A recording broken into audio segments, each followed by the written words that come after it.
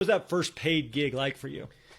So what's really funny was my first paid gig was one of the highest paid gigs I'd gotten ever to present. I ended up getting $25,000 to deliver my message and lead a workshop in a 3-hour session in the morning.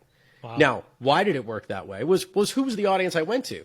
The people that I knew were this Wall Street crowd, and there was a small Wall Street firm that I actually wanted to do business with, and they said, "What do you think it would cost?" And I just said, "This is what it should be."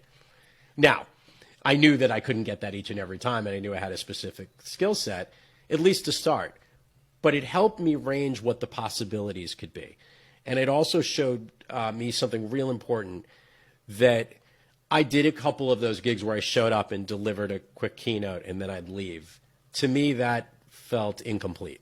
Mm-hmm. To me, it had to get people really involved, and it had to be a very immersive experience that was more than me just telling people what they needed to do.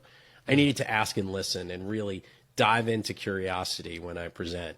So to understand what the market was like was unique, because then I started going to the other walks of life of who I used to work with, going to other consulting firms, going to other marketing firms. And obviously that's when I learned there were different budgets for what they could afford to do for this stuff.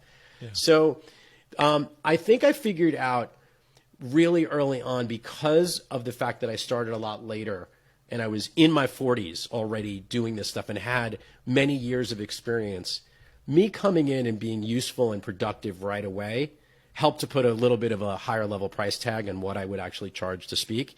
So I was always working in that 5-figure range anytime I'd go present.